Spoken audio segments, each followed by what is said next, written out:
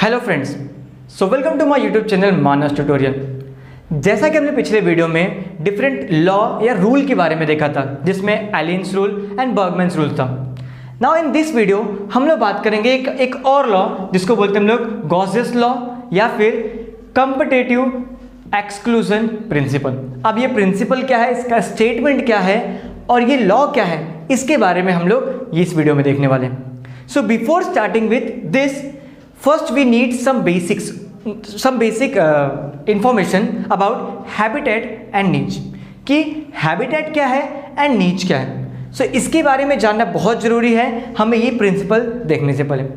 so habitat is an environment where an organism live, जहाँ पर एक ऑर्गेनिज्म उस इन्वायरमेंट में रहता है, एग्जिस्ट करता है, उसको बोलते हैं हैबिटेट। एंड नीच क्या है? नीच is a functional area in the habitat. उस हैबिटेट में नीच का एक मीन्स कोई ऑर्गेनिज्म एक स्पेशल जगह पर रहता है, उसको बोलते हैं हम लोग फंक्शनल एरिया जो होता है उसको बोलते हैं नीच। इसको समझने के लिए हम लोग सिंपल एग्जांपल ले सकते हैं, जैसे अपना घर। So our home is an habitat, अपना हाउस जो है वो हैबिटेट है, लेकिन जो मेरा बेडरूम है वो मेरा क्या होगा? नीच। Because most of the time मैं अपना कहाँ स्पेंड करता हूँ? इस हैबिटेट में, इस नीच में। सिमिलरली स्कूल का भी ले सकते हैं कि जो मेरा स्कूल है वो मेरा हैबिटेट है, जो मेरा कॉलेज है वो मेरा हैबिटेट है, बट मैं मोस्ट ऑफ टाइम मैं कॉलेज में कहाँ स्पेंड करता हूँ? अपने क्लासरूम में। सो क्लासरूम मेरा क्या हो जाएगा? नीच। तो यहाँ पर हमने दो कॉन्सेप्ट देख लिया कि what is habitat, which is a function, जिस इन्वायरमेंट में एग्जिस्ट करता है उसको हैबिटेट बोलते हैं, और इस हैबिटेट में जहाँ पर वो मोस्ट ऑफ द फंक्शन करता है उसको हम बोलते हैं नीच। नाउ अब हम लोग आते हैं कॉम्पिटिटिव एक्सक्लूजन प्रिंसिपल या फिर गॉसेस लॉ में। तो इसका एक बोल्ड स्टेटमेंट क्या था कि complete competitor can not coexist.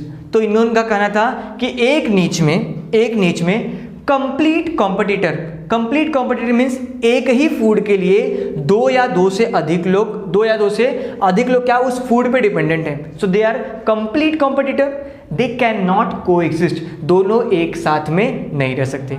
Means एक फूड पे जीने वाले दो लोग एक साथ में एक नीच में नहीं रह सकते। अब इन्होंने इसको प्रूफ कैसे किया था? सो ही डिड वन एक्सपेरिमेंट। तो उन्होंने एक एक्सपेरिमेंट में क्या किया, एक ऑर्गेनिज्म को ग्रो किया। One organism is Pseudomonas caudatum and second one is Pseudomonas aurelia. तो इन्होंने पहले क्या किया, दोनों को इंडिविजुअली ग्रो किया। सो यहाँ पर डेज में और यहाँ पर उनका पॉपुलेशन। तो जब उन्होंने सुडोमोनास कॉर्डेटम को ग्रो किया, सो वो पहले लैग फेस में था, देन लॉग फेस में हुआ एंड देन वो अपना स्टेबल फेस हुआ। सो यहाँ तक हुआ। जो सुडोमोनास ऑरेलिस था वो क्या हुआ, वो भी सेपरेट ग्रो किया, उसको अलग मीडिया में, तो वहाँ पे जो डेज एंड पॉपुलेशन में अच्छा खासा ग्रोथ दिखा। लेकिन जब उन्होंने क्या किया, दोनों कल्चर को मिक्स कर दिया, कंबाइन कर दिया, तो क्या हुआ, one of them will grow properly, means अच्छे से ग्रो हुए।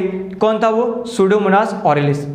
एंड जो सेकेंड था वो धीरे धीरे क्या हो गया, वो वहाँ से गायब हो गया, वो ग्रो ही नहीं कर पाया। सो इसलिए complete competitor can not coexist. तो इससे इन्होंने क्या कंक्लूजन निकाला कि closely related species can not coexist on a single limiting factor for long time. Long time में क्या हो सकता है, लॉन्ग टाइम के लिए एक ही नीच में दो ऑर्गेनिजम्स नहीं सर्वाइव कर सकते जो कि एक ही कंप्लीट कॉम्पिटिटर हो, मीन्स एक ही फूड के लिए हो।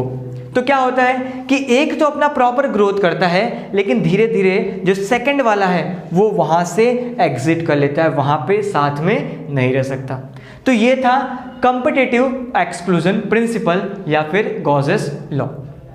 ना हम अभी नेक्स्ट बात करेंगे कैरेक्टर डिस्प्लेसमेंट। अभी ऑर्गेनिज्म क्या करते हैं या एनिमल्स क्या करते हैं, अपने अंदर कुछ कैरेक्टर चेंजेस कर लेते हैं, सब मॉडिफिकेशन कर लेते हैं, एंड उससे क्या होता है कि दोनों एक ही इन्वायरमेंट में, एक ही नीच में क्या करते हैं, सर्वाइवल करते हैं। सो ये कैसे होता है, उस कैरेक्टर डिस्प्लेसमेंट के बारे में हम लोग देखते हैं।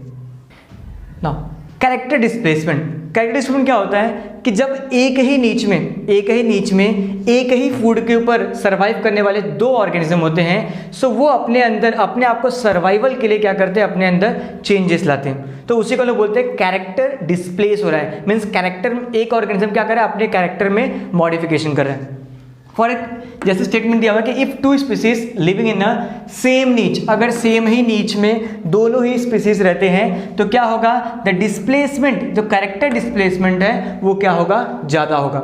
लेकिन अगर वही दोनों डिफरेंट नीच में रहते हैं तो इनका जो कैरेक्टर डिस्प्लेसमेंट होता है वो क्या होता है, लो होता है। फॉर एग्जाम्पल में गैलापागोस फिंचेस में, जब ये गैलापागोस फिंचेस क्या करते हैं, ये अपने अंदर कैरेक्टर डिस्प्लेसमेंट जब एक ही उसमें होते हैं, एक ही नीच में होते हैं, तो अपने अंदर चेंजेस करते हैं और उनके बीक साइज में, बीक साइज क्या करते हैं, उनका वेरी करता है, जिससे क्या होता है जो कंपटीशन को है उसको क्या करते हैं, वो मीन्स कैरेक्टर चेंज करके वो कंपटीशन को अवॉइड करते हैं।